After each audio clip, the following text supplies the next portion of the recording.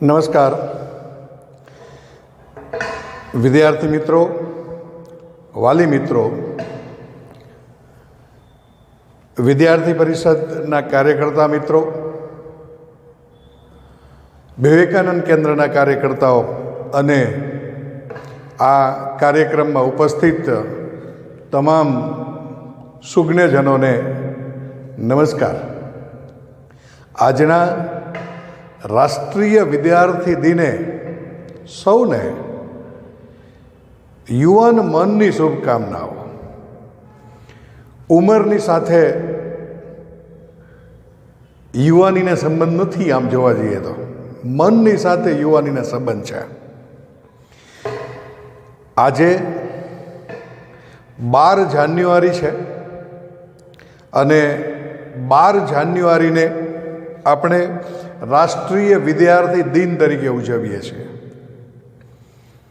સ્વામી વિવેકાનંદના જન્મદિવસને ભારત સરકારે રાષ્ટ્રીય વિદ્યાર્થી દિન ઘોષિત કર્યો છે. રાષ્ટ્રીય યુવા દિન ઘોષિત કર્યો, તો આ રાષ્ટ્રીય યુવા દિન સંદર્ભે યુવાનો વિશે વાત કરવાની છે આપણે. અને જ્યારે યુવાનો વિશે વાત કરવાની હોય ત્યારે મોટા ભાગે લોકો યુવાનોને ક્રિટિસાઇઝ કરતા હોય છે.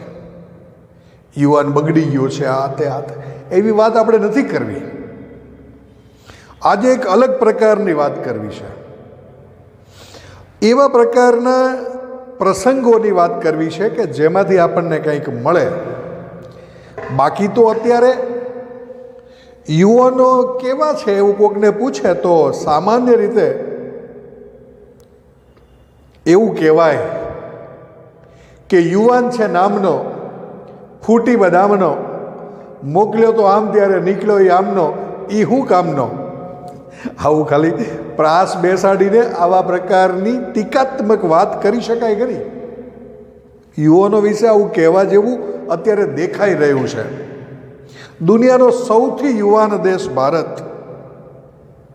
અને એના યુવાનોની યોગ્ય દિશા ન હોય એનું કારણ કે આ યુવાનોને દિશા આપનાર શિક્ષકો,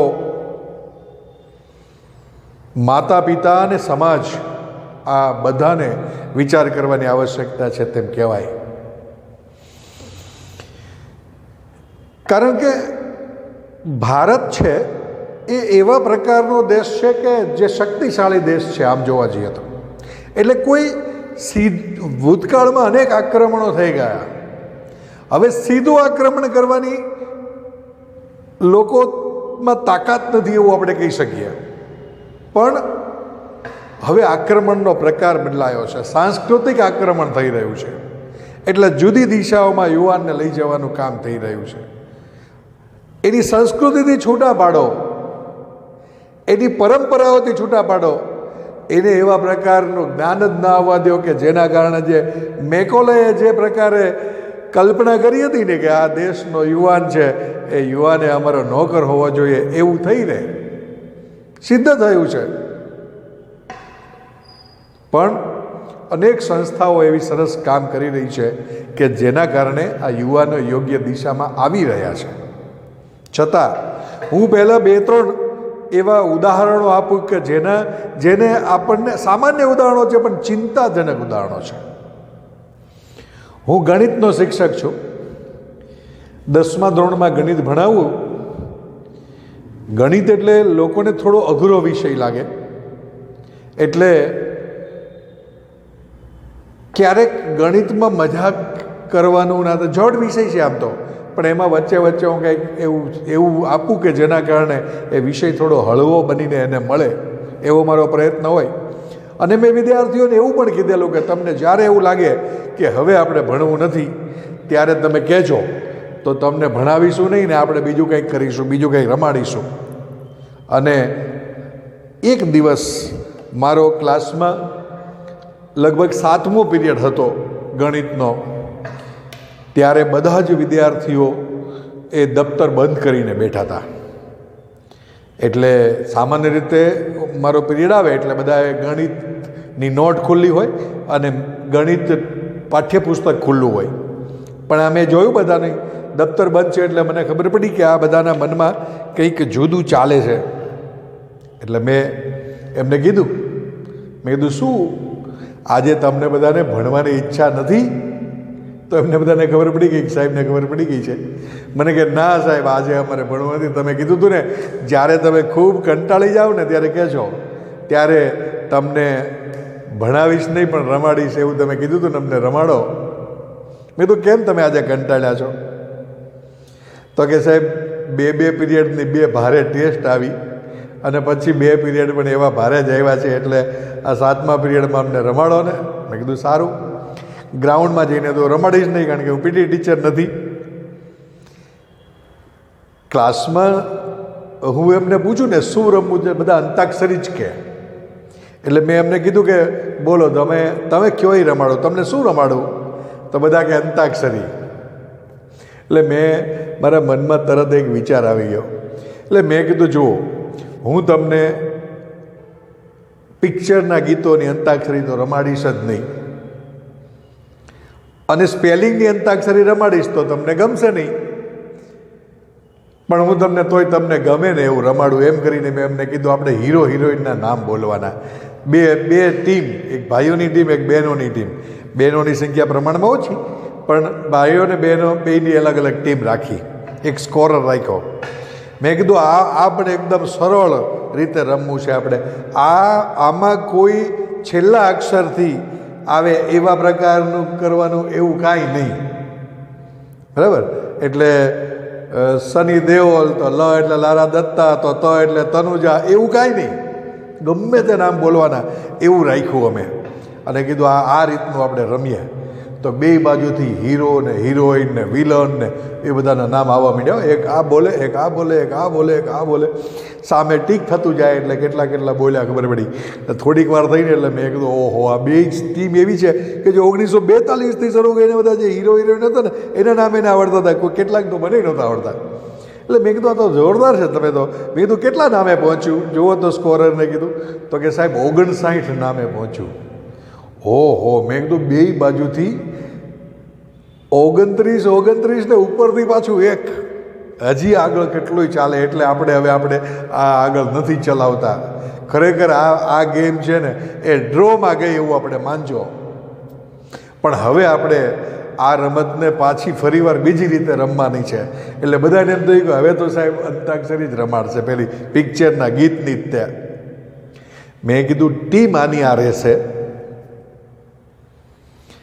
પિક્ચરના હીરો હિરોઈનના નામને બદલે હવે આપણે આ દેશના મહાપુરુષોના નામની રમત રમીશું. આ ટીમવાળા એક મહાપુરુષનું નામ બોલવાનું, આ ટીમવાળા એક મહાપુરુષનું નામ બોલવાનું, એવું બોલવાનું. તો એમને હવે શિક્ષક તરીકે અમે કહીએ એટલે તો એ ના તો પાડે જ નહીં, તો રમે જ તે. પણ એને થયું હારું રમીએ, સાહેબ કહે છે તો રમીએ. અને રમત શરૂ થઈ. ગાંધીજી, સરદાર પટેલ, જવાહરલાલ નહેરુ, આ તે બધા આવવા જ માંડે. ડૉક્ટર આંબેડકર ને શિવાજી મહારાજ ને રાણા પ્રતાપ ને તાત્યા તોપે આ તે બધા અલગ અલગ નામ આવવા માંડ્યા. એટલે મેં કીધું આમને તો ઇતિહાસના તો ભણતા બહુ આગળ ચાલશે. તમને નવાઈ લાગશે, 16 નામમાં રમત અટકી ગઈ. 16 નામ, 2 બાજુ 8 થયા. એમાંય તે 3 નામ તો એવા હતા કે જેને મહાપુરુષમાં ગણાય નહીં, પણ ઝડપથી પતી ન જાય ને એટલે મેં ચાલુ રાખી. ચાલુ રાખો, વાંધો ચાલશે, આ મહાપુરુષમાં આપણે ગણશું. આ દેશના અસંખ્ય શહીદો છે, અસંખ્ય બાકીના બધા લોકો છે કે જેના વિશે આ બાળકોને ખબર હોવી જોઈએ. આ મહાપુરુષો છે આપણા દેશના. એના બદલે 8 નામ માંડ નીકળે આખી ટીમમાંથી. તો એ માટે જવાબદાર કોણ? એક આપણા માટે વિચારનો વિષય છે. જ્યારે દેશના મહાપુરુષોના નામ ખબર નથી તો એના જીવન ચરિત્રની તો વાત જ ક્યાં કરવી? તો પછી એની અંદરથી પ્રેરણા લેવાની તો વાત જ ક્યાં કરવી? મા બાપને કમાવામાંથી ફુરસદ નથી, દાદા દાદીને સિરિયલો જોવામાંથી ફુરસદ નથી, શિક્ષકોને કોર્સ પૂરા કરવામાંથી ફુરસદ નથી, તો પછી આ બાળકોને આ પ્રકારના મહાપુરુષોના સંદર્ભમાં જ્ઞાન ક્યાંથી મળે? આવા પ્રકારના કાર્યક્રમોમાંથી મળે, સારી સંસ્થાઓના જોડાણથી મળે એવું આપણે કહી શકીએ. બીજા એક બે ઉદાહરણો પણ મારે તમને આપવા છે જે શોકિંગ છે. બીજી એક જગ્યાએ મારે વક્તવ્ય હતું. એ વક્તવ્યમાં અચાનક જ મારે કંઈક મુદ્દો આવ્યો હશે, તો મેં એ વિદ્યાર્થીઓ નવના આજુબાજુના હતા લગભગ, તો એને મેં પૂછ્યું કે વિનોબા ભાવે કોના બા હતા? વિનોબામાં બા આવે ને એટલે બધા થોડા વિચારમાં પડી ગયા. પછી કોઈએ કંઈ જવાબ આપ્યો ને, એકેય જવાબ ન આપ્યો, સાચો ખોટો. પછી મેં એમને એવું કીધું કે સરદાર પટેલના બા વિનોબા ભાવે હતા કે ગાંધીજીના બા વિનોબા ભાવે હતા? તો પણ કોઈએ કાંઈ ન કીધું. પછી મેં એમને એવું કીધું કે ગાંધીજીના બાનું નામ પુતળીબાઈ હતું, તો વિનોબા કોના બા હતા? તો બધાએ કીધું સરદાર પટેલના. તમે વિચાર કરો, એમને એ ખબર નહોતી કે વિનોબા ભાવે એક મહાપુરુષ હતા, જે સર્વોદય ચળવળ અને જે પ્રકારનું એમનું કામ છે એ સંદર્ભમાં લોકોને ખબર જ નહોતી. વિનોબા ભાવે કોણ હતા ને એ ખબર નહોતી. અશ્વિની ભાવેની ખબર હોય, હિરોઈન હતી એટલે બધાને. પછી મેં કીધું ને, વિનોબા ભાવે એક આપણા દેશના મહાપુરુષ હતા, ત્યારે એ બધાને ભોઠપ લાગી થોડીક, તો મારે કહેવું પડ્યું એમને. પછી મેં એમને એવું પૂછ્યું, એ સમયે છે ને એક ગીત બહુ ચાલ્યું હતું, કોલાવરી ડી. એટલે મેં કીધું, આ કોલાવરી ડી ગીત કોણે ગાયું? તો ખૂબ લોકોની આંગળી ઊંચી થઈ. એકને મેં પૂછ્યું તો એક વિદ્યાર્થીએ કીધું ધનુષે ગાયું છે. તો મેં કીધું સરસ, બહુ સરસ. ધનુષ, આ ધનુષ કોણ છે? ત્યાં પાછી થોડીક આંગળી ઊંચી થઈ.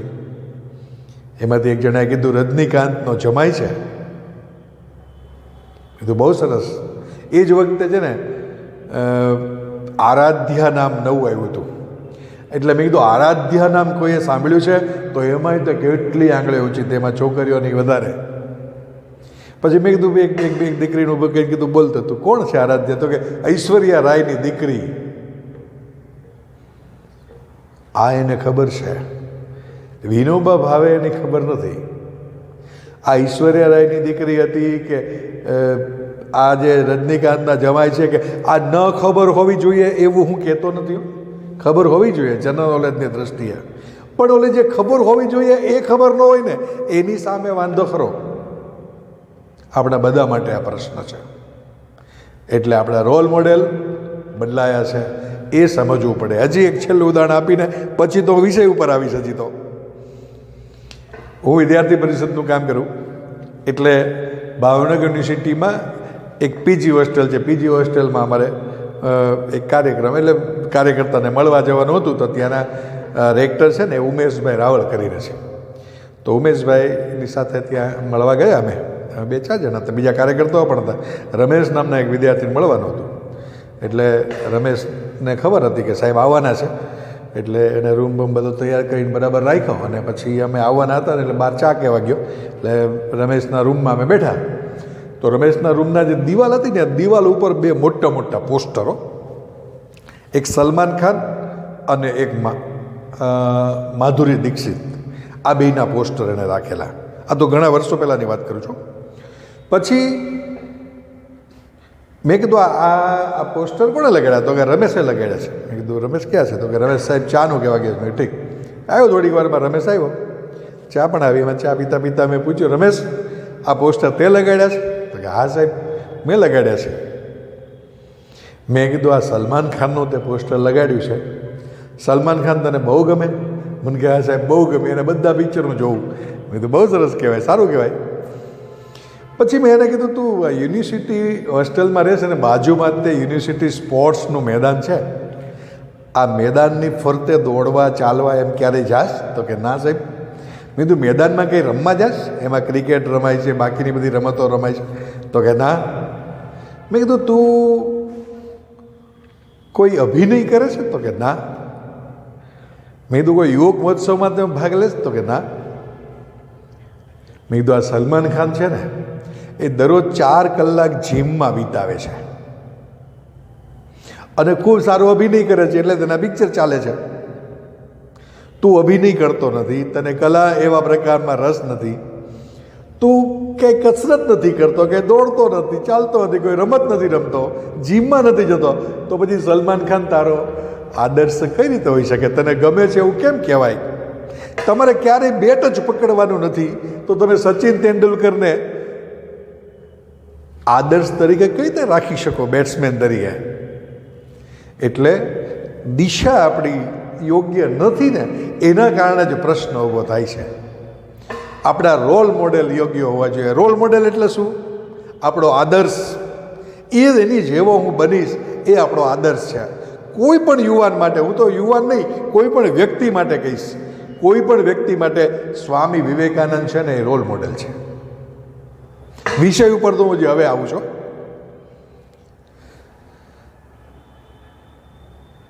માતા ભુવનેશ્વરી દેવી અને પિતા વિશ્વનાથ દત્ત આ બંને પતિ પત્ની હતા. એ પતિ પત્ની, એમાં માતા ભુવનેશ્વરી દેવી ખાસ એ શિવ ભક્ત હતા અને શિવને પગે લાગીને દરરોજ એ એવું માગે કે હે માતા, મને એક પુત્ર તું વરદાન રૂપે આપ, અને એ પુત્ર એવો કે જેમાં તારો અંશ હોય, એટલે એવો શક્તિશાળી પવિત્ર પુત્ર મને આપ એમ. અને એ પછી એની પ્રાર્થના પછી 12 જાન્યુઆરી 1863ના દિવસે એક ભુવનેશ્વરી દેવીના કુખે એક પુત્ર જન્મ થયો. એનું નામ નરેન્દ્ર પાડવામાં આવ્યું. આ નરેન્દ્ર છે એ ખૂબ લાડકો એના મા બાપનો, ને એ રીતે જ એ ઉછર્યો. એના પિતા વકીલ હતા. એ ઉછળતો જાય, ઝડપથી મોટો થાય અને કિશોરાવસ્થામાં પણ પહોંચ્યો. અને એ પછી સરસ એ રમતગમત ભણવામાં બધામાં આગળ. એણે એક એવી ટોળી બનાવી એના મિત્રોની, અને રમે, જોરદાર રમે. એ શેરીમાં પણ રમે, મેદાનમાં પણ રમે. શેરીમાં રમે ને તો આજુબાજુના ઘરના બધા જે કાચના બારી બારણા ને એવું બધું હોય ને, બારી ને એવું, એ બધું કોઈનું સાજું નહોતો રહેવા દેતો. એટલે ભુવનેશ્વરી દેવીને દરરોજ એ ફરિયાદો આવે કે તમારા દીકરાએ આ કર્યું, તમારા દીકરાએ આ કર્યું. આવું તોફાન કરે ને એટલે ભુવનેશ્વરી દેવી એને પકડીને લઈ આવે ઘરમાં. ચંચળ ખૂબ હતો એટલે હાથમાં ન રહે. પછી એને બેસાડે એક પાટલા ઉપર, અને એક પાટલા ઉપર બેસાડી અને એની ઉપર એ ઘડો પાણી રેડે ને ત્યારે એ શાંત થાય. એટલે ભુવનેશ્વરી દેવી શું કહેતા હતા ખબર છે? હે ભગવાન શંકર, હે શિવ, મેં તારી પાસે તારો અંશ માગ્યો હતો, તે તો કોઈ ભૂત પલિતને મોકલી દીધો લાગે છે મારા ઘરે. આવું એ ભગવાનને કહેતા હતા મજાકમાં.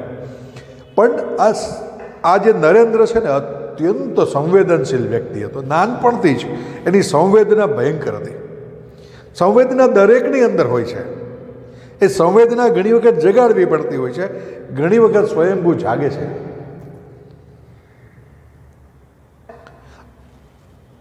કોઈ ભિખારી નીકળે, કોઈ ભિખારણ નીકળે તો એને એ ઘરમાંથી એની પાસે જે વસ્તુ ન હોય એને આપી દે. એક ભિખારણ નીકળતું તો એને સાડી આપી દે, એને ચપ્પલ આપી દે, ચપ્પલ ન હોય તો ચપ્પલ આપી દે, આવું બધું. એટલે એ વિચારે નહીં કે આ શું કેમ આપ્યું એમ. એટલે એના માતા પિતાને એમ થાય કે આ ઘરમાંથી બધું આપી દેશે અને આપણે જે જરૂરી હોય એના પ્રશ્નો થશે.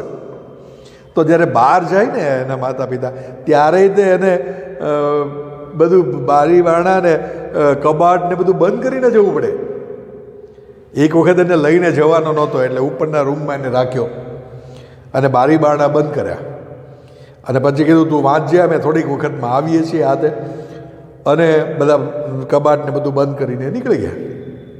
તો એ એક વખત એક ભિખારણ એ જ વખતે ત્યાંથી નીકળી, કંઈ આપણને એને બારીમાંથી જોયું, આને તો સાડલો છે એ ફાટી ગયેલો છે, તો આને તો વસ્ત્રની જરૂર છે, તો એને આપવું જોઈએ.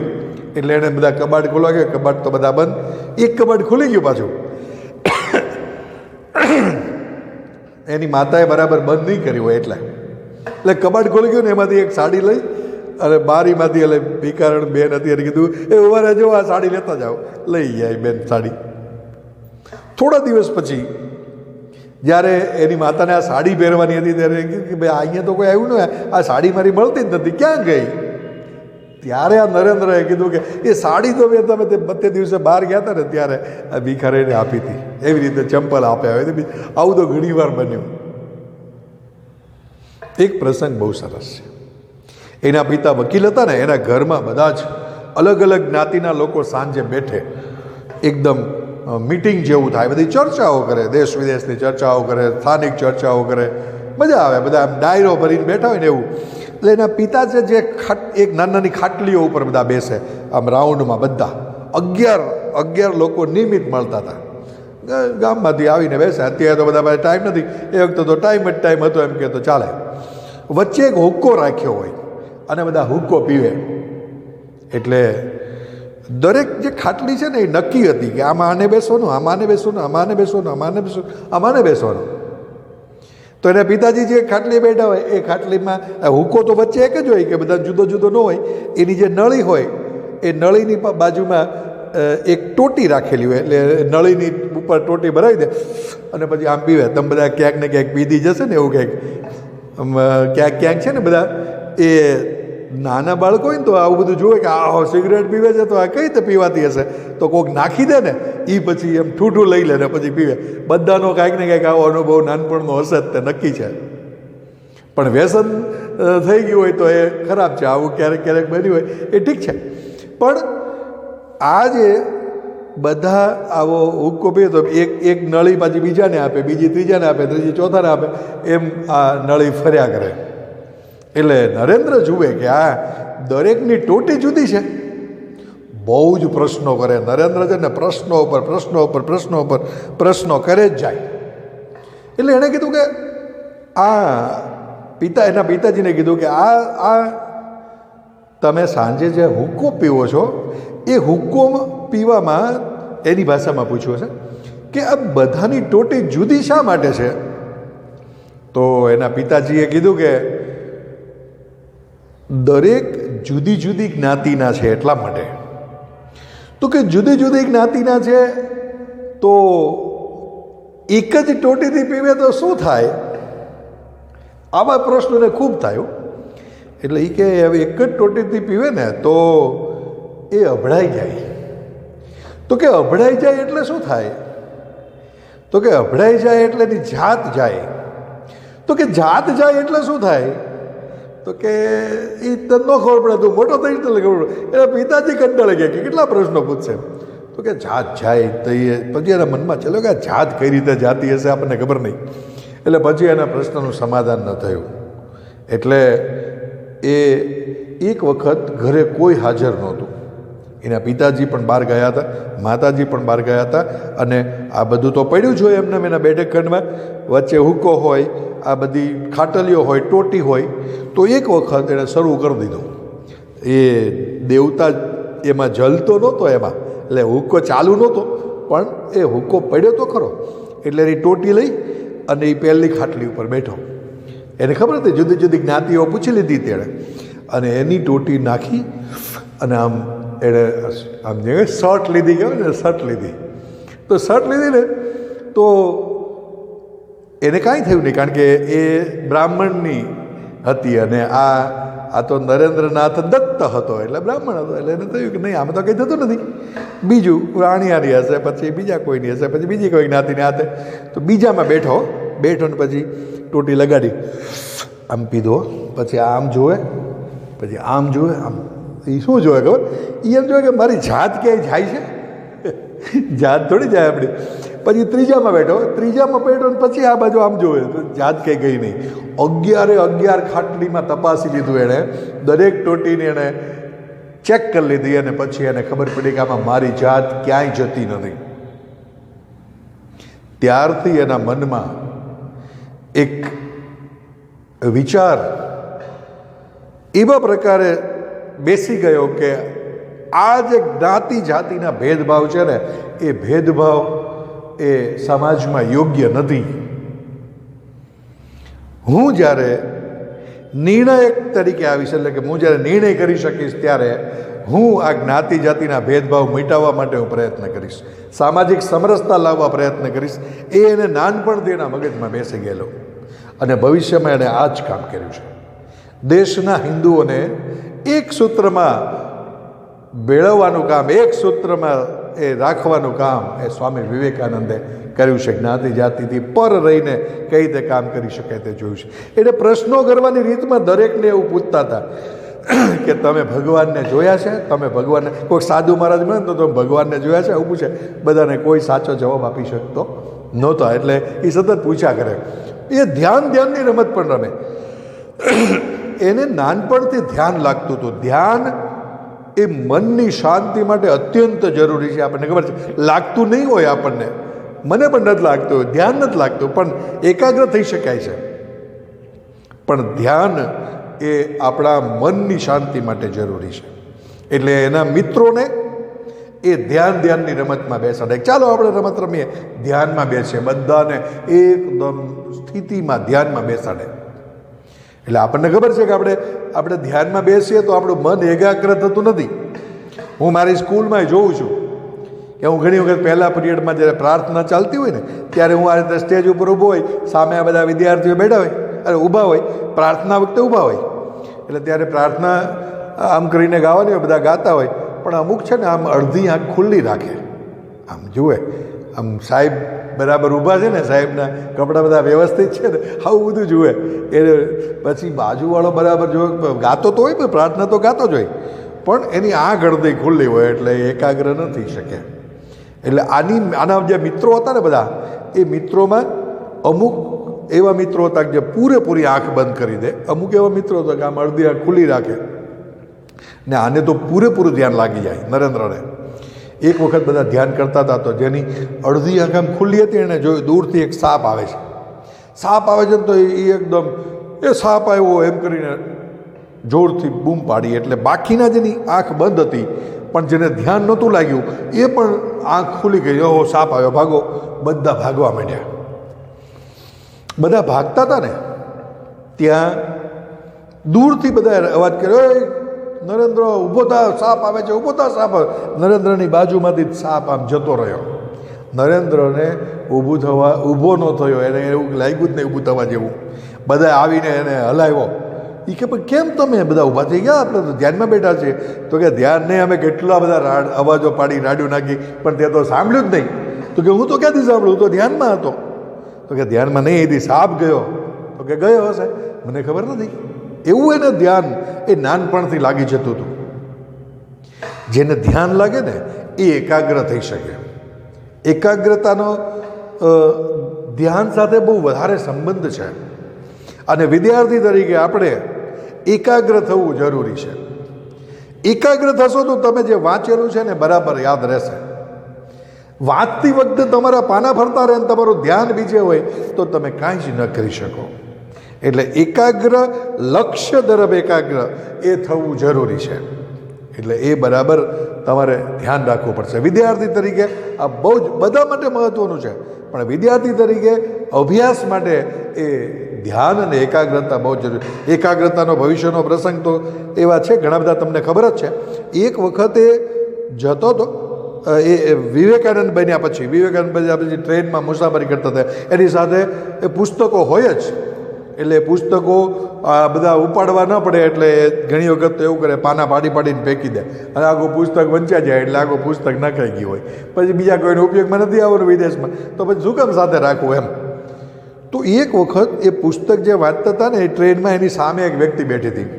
એ વ્યક્તિએ આ પાનું પાડીને ફેંકે ને એટલે પકડી લીધું, આનું ધ્યાન ન રહ્યું તો બીજું પાનું વાંચવા માંડ્યો. પછી ઓલા ભાઈને એમ થયું કે ઓહો આ તો સારી પુસ્તક છે, અરે આ પુસ્તકના પાના ફાડીને ફેંકી દે છે. પછી એને કીધું ભાઈ તમે શું કરો છો? તો વિવેકાનંદે સાંભળ્યું નહીં. ભાઈ વિવેકાનંદને હલાય ભાઈ શું કરો? તો કે કાંઈ નહીં વાંચું છું. નહીં પણ કે ફાડી ફાડીને ફેંકી શું કામ દો છો? એ કે પણ મેં એક વખત વાંચી નાખ્યું ને પછી મારે વાંચવાની જરૂર નથી એટલે. તો કે વાંચવાની જરૂર નથી એમ તમે કહો છો? આમાં મેં પાનું જે પકડ્યું છે આ પાના વિશે તમે કહી શકો કાંઈ? તમે વાંચી નાખ્યું છે હમણાં તો કે હા મને કહો ને એ પાનાનું શરૂઆતને હાથે. તો એ કંઈ કીધું ને આખું પાનું વિવેકાનંદજી કડકડાટ બોલી ગયા એવું કહેવાય છે. સાચું ખોટું ખબર નહીં, સાચું જ હશે એવું આપણે માનીએ, મહાપુરુષ છે એટલે એક વખત વાંચેથી એને યાદ રહી ગયું એવું કહેવાય, એવું કહે છે બધા. એ દરરોજ 3 પુસ્તકો એ જ્યારે અહીંયા કલકત્તા હતા ને ત્યારે એ લાઇબ્રેરીમાંથી લઈ આવે, લાઇબ્રેરીમાંથી લાવીને બીજે દિવસે 3 પુસ્તકો એ પાછા આપવા જાય. એવું કહેવાય છે કે ફોટોજેનિક મેમરી હતી, એટલે આમ જોવે ને એટલે સ્કેન થઈ જાય અને પછી એ જતું રહે એટલે તરત જ એને યાદ રહી જાય એવું કહેવાય છે. એટલે બીજો ઓલો કે ભાઈ તમે મારી મસ્કરી કરો છો, દરરોજ એક દિવસમાં 3 પુસ્તક કઈ રીતે વંચાય? તો કે મારે વંચાઈ ગયા છે. પછી પહેલાં કે ઉપર હું આ પુસ્તકમાંથી પૂછું તો મને કયો આ એ મુદ્દો જે પૂછે તો વિવેકાનંદ જબરજસ્ત જવાબ આપે. ઓલો લાઇબ્રેરીને આશ્ચર્યચકિત થઈ ગયો. એને આત્મકથા લખી એમાં લખ્યું છે કે આવા પ્રકારની જે ઘટનાઓ મને બહુ જ આશ્ચર્યચકિત કરી દીધી હતી. એક વખત વિદેશમાં એક જગ્યાએથી બીજી જગ્યાએ જતા હતા ને તે એક પુલ ઉપરથી પાછા થતા હતા, નીચે બધા શૂટિંગ કરતા હતા. એમાં જે પાણી છે ને આમ સ્થિર હતું પણ એમાં તરંગો ઉત્પન્ન થાય અને એ તરંગોની ઉપર એક દડા મૂકેલા હતા, એટલે તરંગ આમ આવે એટલે દડો ઉપર જાય નીચે જાય, ઉપર જાય નીચે જાય એવું થાય. અને કિનારા ઉપરથી એને શૂટ કરવાનું એવું હતું. એટલે એ જોતા હતા કે આ બધા શૂટ કરે છે પણ કોઈનાથી એ દડો વિંધાતો નથી. એટલે પુલ ઉપરથી નીચે આવ્યા ને પહેલાંને કીધું કે હું ટ્રાય કરું. એક તો એ આ ભગવા વસ્ત્રો ધારી રાતે એ કે તમે કઈ રીતે કરી શકશો? તો કે ના કરવા તો દે તમને બતાવું. પછી કહે કે તમે તો આ જે પેલો કલર કીધો હશે આ કલરનો દડો છે એને શૂટ કરી બતાવો. તો વિવેકાનંદજીએ જોયું કે એની ઉપર નીચે આવવાની કઈ પદ્ધતિ છે, કેટલા સમયમાં આવે છે હાથે, અને એને જોયું હતું પહેલાં ગોળી કેટલી રીતે જાય છે હાથે, અને પછી એણે બરાબર નિશાન લઈ અને ગોળી મારીને જે દડાને આ જે બધા શૂટ કરતા હતા એણે કીધું હતું એ જ દડાને શૂટ કરી નાખ્યું. બાકી બધા એને ઉચકી લીધા. ઓહો તમે કોણ છો યાર, તમે તો જબરજસ્ત શૂટર છો, આવા શૂટર તો અમે જોયા જ નથી એમ કરીને. તો કે તમે ક્યાં ટ્રેનિંગ લીધી? તો એટલે વિવેકાનંદજી કે મેં તો બાપા પહેલી વાર રાઇફલ પકડી છે. આ જે શૂટિંગ માટેની રાઇફલ છે નાની તમારી એ તો મેં પહેલી વાર પકડી છે. તો કે શક્ય જ નથી, એ કોઈ દિવસ શક્ય તમે ટ્રેનિંગ લીધી જ હોય. એ શૂટ કરી શક્યા એનું કારણ એકાગ્રતા છે. એકાગ્રતા આપણામાં પણ હોઈ શકે પણ આપણે એનો પ્રયત્ન કરતા નથી. તમારામાં પણ એકાગ્રતા, આપણે વિજ્ઞાનના આપણને એવું થાય કે આવું હોય, એનું પાનું આખું વાંચી આખું કડકડાટ બોલી જાય અથવા તો હાર્દ બોલી જાય, આવું હોય ન હોય. આપણે એમ કે આપણે વિજ્ઞાન યુગમાં જીવીએ છીએ. વિવેકાનંદના સમયના કોઈ દાદા જીવતા નથી નહીં આપણે પૂછો આ સાચું છે કે નહીં. આપણે તો અત્યારે તર્કસંગત દલીલોથી સાબિત કરવાનું એવા પ્રકારના પ્રમેય યુગમાં જીવીએ છીએ. પ્રમેય એટલે તર્કસંગત દલીલોથી સ્વાગત કરવામાં તો જ સાચું, નહીં તો નહીં. કોઈ એમ કે ભગવાન છે એની સાબિતી શું? એમ બીજા એમ કે સાબિતી નહીં પણ ભગવાન તો છે. એટલે ભગવાન હોય તો બતાવ ને. તો કે તો હવા છે ને, હવા તમને દેખાય છે? તો કે હવા દેખાતી નથી પણ હવાનો અનુભવ તો થાય છે. પંખો ફરે તો આપણા વાળ ઉડે છે, આ તે તો આપણને અનુભવ થાય છે. પણ ભગવાનને કંઈ સ્પર્શનો આપણે અનુભવ થાય છે? ભગવાન આપણને સ્પર્શે છે?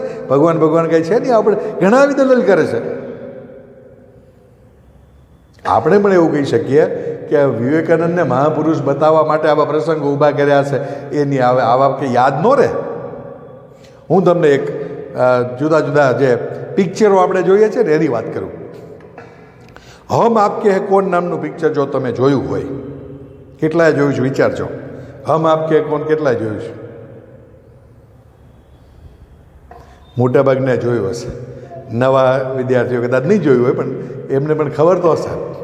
એમાં કોણ છે હિરોઈન, આ બધી ખબર. એમાં જે શરૂઆતમાં જેને આપણે નંબરિયા પડીએ એમ કહીએ ને, એ વખતે હમ આપ કે કોણનું ટાઇટલ સોંગ આવે છે. અને ટાઇટલ સોંગની સાથે સાથે એક બાજુ સલમાન ખાનનો ફોટો, એક બાજુ જુહી ચાવલાનો ફોટો એ આવ્યા કરે છે. અને એ પછી પિક્ચર શરૂ થાય છે. આમ એક જતો બધા પ્રસંગો જ છે. એ વેવિશાળ છે, ને પછી લગ્ન છે, ને પછી શ્રીમંત પ્રસંગ છે, પછી આગળ આવું બધું આવ્યા કરે છે. એમાં વચ્ચે એક સીન આવે છે, હું તમને કહું. સલમાન ખાન અને જુહી ચાવલાની સાથે બીજી એક હિરોઈન છે, રેણુકા સામણે. રેણુકા સામણે એક ગીત ગાય છે, અપને દેવર કી બારાત લેકે મેં ચલી. અને દાદરો ચડે છે નાનો પપ્પી ડોગ લઈને, અપની દેવર કી બારાત લેકે મેં ચલી એમ કરી ઉપર ચડે છે. ઉપર ચડે છે, પછી ગીત પૂરું થાય છે, 2-3 ઘડી જે હોય તે, પછી દાદરામાંથી નીચે પડે છે. અને એ નીચે પડે ને પછી એને બ્રેઇન હેમરેજ થઈ જાય છે, હોસ્પિટલ લઈ જાય છે, એ મરી જાય છે. અને પછી સ્ટોરી આગળ ચાલે છે. તમને યાદ આવ્યું આ બધું? તમારી આંખ ખુલ્લી છે, તમે આ વિડીયો જુઓ છો, અને તમારી આંખની સામે આ સીન પણ આવી ગયો હશે, અને શરૂઆતના નંબરિયાની બધી વાત કરીને એ પણ આવી ગયું હશે. એટલે તમને એ પણ ખબર પડી હશે કે સાહેબ ગપ્પા મારે છે, જુહી ચાવલા છે જ નહીં, આમાં માધુરી દીક્ષિત છે. મને ખબર છે એમાં માધુરી દીક્ષિત છે, પણ મેં ઈરાદાપૂર્વક જુહી ચાવલા કીધું કારણ કે તમે અંદરો અંદર ચર્ચા કરી શકો કે આ સાહેબ ખોટું બોલ્યા. વર્ષો પહેલાં જોયેલું પિક્ચર, એની અંદર કોણ હીરો હિરોઈન છે ને એ આપણને ખબર છે. થોડા વર્ષો પહેલાં જે ધોરણમાં ભણતા હોય એમાં એક પ્રકરણ છે પાઠ, એના લેખક કોણ છે આપણને ખબર નહીં હોય. એ કવિતાના કવિ કોણ છે આપણને ખબર નહીં હોય. શું કામ? કારણ કે એમાં આપણને રસ નથી, એમાં રસ છે. જે રસ છે ને જેમાં, એ તમને યાદ રહી જશે. વચ્ચેનું મેં જે સીન કીધો એ આંખો ખુલ્લી છે ને તોય તમારી નજરની સામે આવી ગયો. શું કામ? કારણ કે એમાં આપણને રસ છે. તમે હમણાં કોઈ પિક્ચર જોયા, ઘરે કોઈ પૂછે કે સ્ટોરી કેમ, તો આખી સ્ટોરી આપણે કહેશું. એ આપણને એક વખત પિક્ચર જોયેલું યાદ છે. શું કામ? કારણ કે એમાં આપણને રસ છે. અભ્યાસના પુસ્તકોમાં મિત્રો રસ પાડવો પડશે. શું કામ? કારણ કે એમાં આપણું ભવિષ્ય છે. આપણે જે કામ કરીએ એ એકાગ્રતાથી કરવું પડશે, રસથી કરવું પડશે, કારણ કે એની સાથે આપણે જોડાયેલા છીએ. એટલે સાબિત થાય છે કે વિવેકાનંદજીને એક જ વખત વાંચે યાદ રહેતું જ હશે. આપણને એ એક વખત જોયેલું પિક્ચર યાદ છે. શું કામ? કારણ કે આપણામાં બુદ્ધિ છે. આ સાબિત થયું. કેવી બુદ્ધિ? વિવેકાનંદમાં હતી ને એવી બુદ્ધિ, એવી યાદશક્તિ. એટલે આપણી દિશા યોગ્ય કરવાની આવશ્યકતા છે, એમ આપણે કહી શકીએ. બહુ જ આવા નાના નાના પ્રસંગો છે એ આપણા માટે પ્રેરણાદાયક છે. એ પાછું હું વિવેકાનંદમાં આવતો હતો, હજી પાછું નરેન્દ્રમાં જઈએ તો એક વખત આ નરેન્દ્ર એક નાસ્તાનું પડીકું હાથમાં રાખીને જતો હતો. આપણે ઘણી વખત એની પાછળ વાંદરા પડે. આપણે ઘણી વખત આબુ કે એમ પ્રવાસમાં જઈએ ને તો તમારા હાથમાં પેલું ધાણી કે ડાળિયા કે એનું પડીકું હોય ને તો સાઈડમાંથી વાંદરા આવીને ખેંચી જાય. તમને ખબર હોય, તમે તમારી ઉપર હુમલો કરે તો તમે ફેંકી દો, પડીકું નથી જોતું, જવા દે, વાંદરા આવ્યા એની કરતા. તો આના હાથમાં પડીકું હતું ને વાંદરા જોઈ ગયા, વાંદરાની પાછળ પડ્યા. એટલે આ જે નરેન્દ્ર છે ને એ દોડવા માંડ્યો, એની પાછળ વાંદરા દોડે. એટલે નરેન્દ્ર કે આ તો ભારે કરી, હવે શું થાય? તો આગળ જતા એક સ્વામીજી જતા હતા, એક સ્વામી સાધુ. એણે કીધું ભાઈ ઉભો ઉભો ઉભો ઉભો, એટલે ઊભો રહી ગયો. એટલે વાંદરા ઊભા રહી ગયા. એ કે કેમ ભાગે? તો કે મારા હાથમાં નાસ્તો છે ને, તો આ બધા ખારીસિંગ છે મારા હાથમાં, આ બધા મારી પાછળ પડ્યા છે. તો કે તું છે ને એને પાછળ પડીને એની આમ એમ કર, આમ બરાબર એક્શન કર તો આ વાંદરા ભાગી જશે. એ કે સામનો કર. તો પાછળ પડીને આમ પથરો લેવાના આમ તમે એક્શન કર્યું તો વાંદરા ભાગી ગયા. પછી એ સાધુએ કીધું કે ઊભો રે, હું તને એક વાત કહું. તો નરેન્દ્ર કે બોલો ને સ્વામીજી. તો કે આ જે વાંદરાઓ હતા ને એ વાંદરા નહોતા. તો કે તો શું હતું?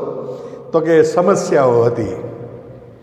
સમસ્યાઓથી તમે ભાગતા જશો ને તો સમસ્યા એ તમારા ઉપર હાવી થશે. પણ સમસ્યાને તમે પડકાર ફેંકશો ને, એને કે આવી જા સમસ્યા, તારી તાકાત હોય તો ઊભો છું, તો સમસ્યા ભાગી જશે. એટલે તું યાદ રાખજે જીવનમાં કે જીવનમાં અનેક સમસ્યાઓ આવશે. સમસ્યાઓથી ભાગવાનું નથી, સમસ્યાઓનો સામનો કરવાનો છે. સમસ્યા ભાગશે. આ નાનો પ્રસંગ પણ નરેન્દ્રને ભવિષ્ય માટે બહુ જ ઉપયોગમાં આવ્યો. જ્યારે જ્યારે એને સમસ્યા આવીને ત્યારે ત્યારે એણે આ પ્રસંગ યાદ કર્યો કે મારે સમસ્યા સામે લડવાનું છે. બરાબર? અત્યારે કોરોનામાં બધા કહે છે સમસ્યા છે, લડવા નહીં, એ સમસ્યા પરિસ્થિતિ, આવું બધું આવે છે ને, એ એની આ સાથે જોડી શકાય. નરેન્દ્ર બહુ સરસ ગાતો હતો, એનો અવાજ ખૂબ સારો, ખૂબ સરસ ગાય, ભજન ગાય. ભજન માટે લોકો એને બોલાવે અને બધાને તરબોળ કરી દે. એક વખત એ ગાતો હતો, એ વખતે એને એના એ કાર્યક્રમમાં રામકૃષ્ણ પરમહંસ ઉપસ્થિત હતા અને એકદમ સરસ ભાવવાહી સરે ગીત ગાય અને રામકૃષ્ણ પરમહંસ ચોધાર આંસુએ રડતા જાય. આ ગીત ગાય અને આ રડતા જાય બેઠા બેઠા. એટલે નરેન્દ્ર જુએ કે હું ગાઉં છું ને આ મહાત્મા છે એ તો રડતા જાય છે. એ કાર્યક્રમ પૂરો થયો પછી નરેન્દ્ર એ મહાત્મા પાસે પહોંચીને કીધું કે હે સ્વામીજી, તમે, હું ભજન ગાતો હતો ને તમે રડતા હતા કેમ? રામકૃષ્ણ પરમહંસ છે ને એક આધ્યાત્મિક પુરુષ હતા. એમણે ભવિષ્યની અમુક બાબતો પણ એને ધ્યાનમાં આવી જતી હતી. એને ખબર હતી કે આ પૃથ્વી ઉપર એક એવો વ્યક્તિ અવતરી ચૂક્યો છે કે જે યુગ પુરુષ તરીકે કાર્ય કરવાનો છે અને યોગ્ય સમય આવશે ત્યારે તને મળશે. અને એને ખબર પડી કે આ એ જ વ્યક્તિ છે. એટલે એણે નરેન્દ્રને કીધું, તું મને મળી ગયો ને એટલે. નરેન્દ્રને ખબર જ એ કે હું તમને મળી ગયો એટલે શું, એટલે તમે શું કામ રડો? તો કે તને નહીં સમજાય, તું મને મળી ગયો ને એટલે સમજી જા. પણ કે હું તમને મળી ગયો એ તો બરાબર છે, પણ તમે રડતા શું કામ? તો કે તું મને મળી ગયો એટલે. પછી દરેકને પૂછતો હતો ને એવો પ્રશ્ન એને પૂછ્યો રામકૃષ્ણ પરમહંસને કે તમે ભગવાનને જોયા છે? બીજી બધી વાત જવા દો, તમે ભગવાનને જોયા છે? બધા ગોળ ગોળ વાતો કરતા હતા. હા, ભગવાનને જોયા નથી, પણ ભગવાન છે ને આમ તે. એના બદલે રામકૃષ્ણ પરમહંસે આત્મવિશ્વાસથી કીધું, હા, મેં ભગવાનને જોયા છે. ઓ, આ નરેન્દ્રને એમ થયું કે પહેલી વાર આવો મને જવાબ મળ્યો છે કે તમે ભગવાનને જોયા છે. બીજો પ્રશ્ન પૂછ્યો, તમે મને ભગવાનને બતાવશો? તો રામકૃષ્ણ પરમહંસે કીધું, તને પણ ભગવાનને બતાવીશ, પણ યોગ્ય સમય આવશે ત્યારે. તું મારા સંપર્કમાં રહેજે. કલકત્તામાં જ તે, કલકત્તામાં જ જન્મ થયો હતો નરેન્દ્રનો, ત્યાં જ હતો. એટલે પછીના સમયગાળા બહુ વધારે ઘણા પ્રસંગો છે, બધી વાત નહીં કરું. એના પિતાજીનું પણ અવસાન થાય છે, ઘરમાં પ્રોબ્લેમ શરૂ થઈ જાય છે, ઘરમાં આર્થિક સાંસા પડે છે, એને કામ કરવાનું હોય છે, એને લગ્નની વાત થાય છે, એને લગ્ન માટે છોકરીઓ ગોતવા માંડે. એના માતા એમ કહે છે કે ભાઈ તું કંઈક કર, તું કમાઈ જા, કમાવા જા, અને ઘરમાં હવે તારે જવાબદારી વધી છે. અને એણે ઘરમાં વાત કરી, તું એકવાર કહેતો હતો કે આ સ્વામીજી મળ્યા હતા, એને ભગવાન જોયા છે, તો તું એને મળીને કહે ને, ભગવાનને પ્રાર્થના કરે કે આપણી પરિસ્થિતિ સારી થાય. તો નરેન્દ્ર એ રામકૃષ્ણ પરમહંસ પાસે જાય છે. રામકૃષ્ણ પરમહંસને પણ ખબર હતી કે આ યોગ્ય સમય છે જ્યારે એ આવ્યો છે. રામકૃષ્ણ પરમહંસ પાસે આવીને કહે છે કે હવે મારા લગ્નની તૈયારી થાય છે મારા ઘરમાં, અને આર્થિક પ્રોબ્લેમ છે, તો તમે મને કંઈક સુખ મળે એવા પ્રકારની કંઈક વ્યવસ્થા કરી આપો. ભગવાનને તમે કહો છો ને મને ભગવાન મેં જોયા છે. તો રામકૃષ્ણ પરમહંસે કીધું, હું નહીં, તું જ ભગવાન પાસે જાને, ભગવાન તને દર્શન આપશે અને તારે જે માગવું હોય ને તે માગી લે છે. કલકત્તા કાલી માતા માટે પ્રખ્યાત છે. આપણને ખબર છે કાલી માતાનું બહુ મોટું મંદિર છે. એ કાલી માતાની મૂર્તિની સામેનો દરવાજો બંધ છે. એવું કહેવાય છે કે સામેના દરવાજાથી કોઈ આવે ને તો એની આંખ અંજાઈ જાય છે, આંધળો થઈ જાય છે. આ તો એવી માન્યતા છે. એટલે એ દરવાજો નથી ખોલતા, સાઈડના બે દરવાજા ખુલ્લા હોય છે. એક બાજુથી આવવાનું દર્શન કરી અને બીજી બાજુથી નીકળવાનું. રામકૃષ્ણ પરમહંસ એ મંદિરના પૂજારી હતા. એટલે રામકૃષ્ણ પરમહંસે કીધું કે જો મંદિરમાં કોઈ છે નહીં, તારે આ દરવાજેથી અંદર દાખલ થવાનું છે. માતાજી સામે તો ઊભો રહીશ એટલે માતાજી પ્રગટ થશે અને માતાજી તને સાક્ષાત દર્શન આપશે અને તારે કહેવાનું, હે માતા, મને સુખ સમૃદ્ધિ ને વૈભવ આપ, એવું તારે માગવાનું. એટલે કે હા, તો એવું કરું. અને નરેન્દ્ર છે ને અંદર જાય છે, મા કાળીની સામે જઈને ઊભો રહે છે, પગે લાગે છે કે હે માતા. આવું હજી બોલે છે તો માતાની સામે એકદમ ભાવ વિભોર થઈ જાય છે. આ માતા મારી સામે આવ્યા. અને પછી એ માગે છે કે હે માતા, મને ત્યાગ, ભક્તિ અને વૈરાગ્ય આપ. ત્યાગ, ભક્તિ ને વૈરાગ્ય માગે છે. અને પછી રામકૃષ્ણ પરમહંસે કીધું હતું એટલે માગીને પછી બહાર આવે છે. રામકૃષ્ણ પરમહંસ કે માગીને આવ્યો ને ભાઈ તું? તો કે હા, પણ હું સુખ સમૃદ્ધિ વૈભવ ન માગી શક્યો. મારા મોઢામાંથી તો ત્યાગ, ભક્તિ ને વૈરાગ્ય આવા શબ્દો નીકળ્યા. લે, એવું ક્યાં માગવાનું હતું ભાઈ તારે? મેં તને સમજાવી દીધું સુખ સમૃદ્ધિ વૈભવ માગીને આવ્યો. રામકૃષ્ણ પરમહંસને ખબર છે ત્યાં થવાનું છે. એણે કીધું કે તું બીજી વાર માગવા જા. બીજી વાર મોકલ્યો, સમજાવીને મોકલ્યો, સુખ સમૃદ્ધિ વૈભવ માગવાનું છે. હો, બીજી વાર જાય છે. બીજી વખત માતા પ્રસન્ન થાય છે. બીજી વખત એ ત્યાગ, ભક્તિ, વૈરાગ્ય માગીને આવે છે. એ કે ના, હજી પણ નહીં, ફરી વાર જા. હજી 5 વાર પહેલાં બોલી જા બહાર, સુખ સમૃદ્ધિ વૈભવ 5 વાર બોલાયું. પછી કે અંદર જા. અંદર ગયો. માતાજી સામે ઊભો રહે છે નરેન્દ્ર, અને માતાજી પાસે ત્યાગ, ભક્તિ ને વૈરાગ્ય માગે છે અને બહાર આવે છે. રામકૃષ્ણ પરમહંસ કે તે માગ્યું? તો કે મારાથી એ જ મંગાઈ ગયું, ત્યાગ, ભક્તિ ને વૈરાગ્ય. તો રામકૃષ્ણ પરમહંસે કીધું, તારી નિમિત્તિ એ જ છે. તારે જે કાર્ય કરવાનું છે ને એ માતાજી તારી પાસે મંગાવે છે. તારું જીવન સુખ સમૃદ્ધિ વૈભવ ભોગવવા માટે નથી. તારે ભક્તિ કરવાની, ત્યાગ કરવાનો છે અને વૈરાગ્ય ધારણ કરીને આ ભારત માતાની સેવા કરવા માટે તારો જન્મ થયો છે. અને ભુવનેશ્વરી દેવીને મળે છે રામકૃષ્ણ પરમહંસ.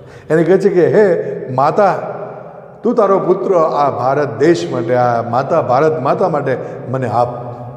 અને ત્યાર પછી એ નરેન્દ્ર એ રામકૃષ્ણ પરમહંસ સાથે એના મઠમાં એની સાથે કામગીરીમાં જોડાય છે, સંન્યાસ લે છે.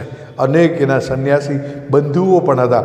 ઘણો લાંબા સમય પછી એનું નામ તો વિવેકાનંદ પડ્યું. ત્યાં સુધી તો એ નરેન્દ્ર જ હતો. એ અરસામાં સ્વામી રામકૃષ્ણ પરમહંસનું પણ મૃત્યુ થાય છે. આ બધા ઘટનાઓ આવે છે. એ સમયગાળા દરમિયાન શિકાગોમાં એક ધર્મ પરિષદનું આયોજન થયું છે. વિશ્વના બધા જ ધર્મોના જે પ્રતિનિધિઓ હોય ને એની એક સભા. આમ તો ત્યાં ક્રિશ્ચન ધર્મ વિશ્વનો સૌથી શ્રેષ્ઠ ધર્મ છે એ બતાવવા માટેનું એક આ કાર્ય હતું. પણ એમાં હિન્દુ ધર્મના પ્રતિનિધિ તરીકે સ્વામી વિવેકાનંદને આમંત્રણ મળ્યું. કોલ્હાપુરના મહારાજાએ તેનો ઠરાવ કર્યો, એટલે લખી દીધું આ તે બધું, એનું જે પાસપોર્ટ ના તે જેવું કહેવાય ને એવું બધું. અને વહાણમાં એ ત્યાં પહોંચ્યા, બધી વહીવટી પ્રક્રિયા પૂરી કરીને ત્યાં આપવું પડે, ત્યાં પ્રતિનિધિ તરીકે ત્યાં છું આ તે બધું. તો એ અમેરિકા પહોંચે છે. અમેરિકા પહોંચ્યા પછી એને ખબર પડે છે કે મારી પાસે જે હતું એ તો કંઈક અડોળું થઈ ગયું છે. મારે જે કાગળિયાને બધું લાવ્યું હતું એ ક્યાંક પડી ગયું. ગમે આમથી આમ એટલી બધી ઠંડી કે ઠંડીમાં એને રહેવું મુશ્કેલ બન્યું. પણ ક્યાં જવું હવે? કોઈ ઓળખે નહીં, કાંઈ નહીં.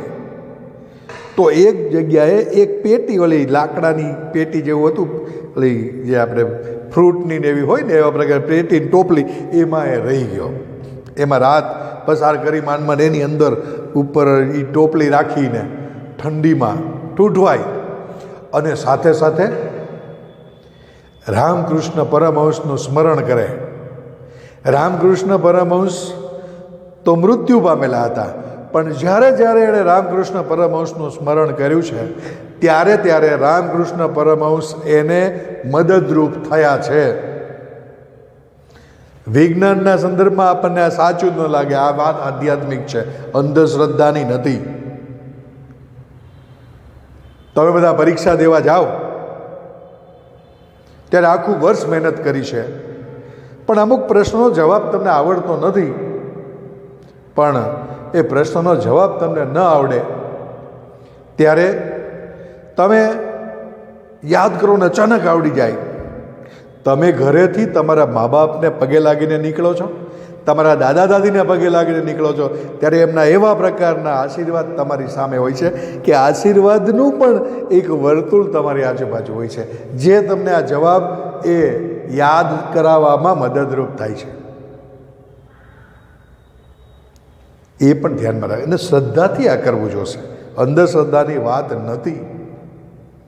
એટલે આ ટોપલીમાંથી જ્યારે રામકૃષ્ણ પરમહંસને યાદ કરે તો સામે બહુ જ મોટા, ને આ તો બધા મલ્ટી સ્ટોરેજ બિલ્ડિંગો છે કે એક બિલ્ડિંગના 13-14 માળે ક્યાંક હશે, તો ત્યાંથી એક બેનને એવું થયું કે અહીંયા કોઈ વ્યક્તિ છે જેને તમારી જરૂર છે, જાઓ. તો સવારે એ બેન આવ્યા, એટલે આ ટોપલામાં કોણ હોય ખબર નહીં હોય, પેલા ટોપલામાં હતી, અને કીધું કે શા માટે આવ્યા છો તમે અહીંયા, કેમ તમે અહીંયા બેઠા છો? તેને કીધું કે હું આ ધર્મ પરિષદ માટે આવ્યો છું, પણ મારી પાસે આ બધા કાગળ ને બધું ખોવાઈ ગયું છે. એમ? ઓહો, તો તમારે અહીંયા હું એ ધર્મ પરિષદની વ્યવસ્થા સાથે સંકળાયેલું છું, હું જ તમને ત્યાં વ્યવસ્થા ગોઠવી દઈશ, તમે ચિંતા ન કરો, ચાલો મારા ઘરે.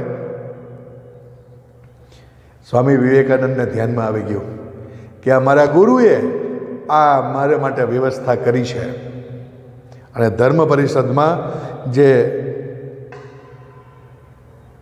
વક્તવ્યો બધા જુદા જુદા લોકોને આપવાના છે, એમાં હિન્દુ ધર્મના પ્રતિનિધિ તરીકેનું નામ એમનું એ બેનના માધ્યમથી એ નોંધી શકાયું.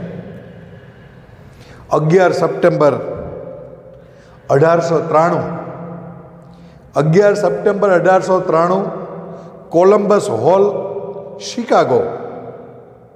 અને ત્યાં એમનું વક્તવ્ય, અને એ વક્તવ્ય એ દુનિયામાં પ્રસિદ્ધ થઈ ગયું.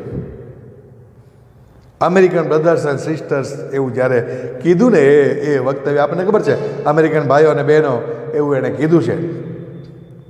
અને 11 સપ્ટેમ્બર 2001માં શું થયું તમને કોઈને ખબર છે? 11 સપ્ટેમ્બર 2001, 11 સપ્ટેમ્બર જ છે, શિકાગો જ છે.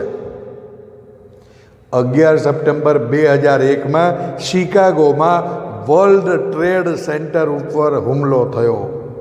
ઓસામા બિન લાદેન દ્વારા હુમલો થયો.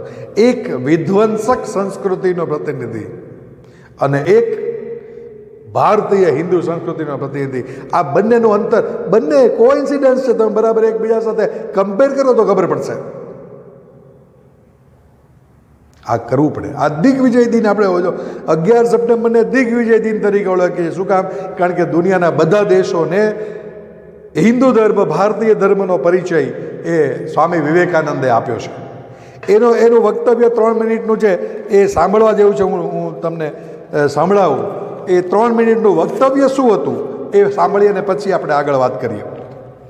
એ જ્યારે વક્તવ્ય એમણે આપ્યું ને સ્વામી વિવેકાનંદે, તો એ વક્તવ્ય જ્યારે આપ્યું ત્યારે સતત તાળીઓ પડી.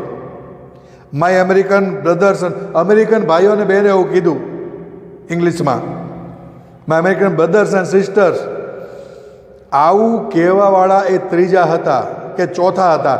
એ પહેલાં 2 થી 3 લોકો ભાઈઓ બહેનો બોલી ગયા હતા. બાકી બધા તો લેડીઝ જેન્ટલમેન એવું જ બોલતા હતા, કારણ કે ત્યાં ભાઈઓ બહેનોની સંસ્કૃતિ નથી. એની વાત હું પછી કરું છું. પણ આ 2-3 જણા ભાઈઓ બહેનો બોલ્યા, એમાં પણ વિવેકાનંદ જ્યારે બોલ્યા ત્યારે તાળીઓના ગડગડાટ બંધ જ ન થયા. તો ત્યારે પછીથી જે પ્રેક્ષકો હતા એનું ઇન્ટરવ્યૂ બધાએ લીધું કે ભાઈ આમાં આટલી બધી કેમ તાળીઓ પાડી? તો એણે કીધું કે અમને એવું લાગ્યું કે એ અમને હૃદયથી વાત કરે છે, એના હૃદય સાથે અમે જોડાયા હોય ને એવું લાગે છે. એવી ભાવનાત્મકતા સ્વામી વિવેકાનંદમાંથી. એણે જે વક્તવ્ય આપ્યું છે એ વક્તવ્ય અંગ્રેજીમાં છે.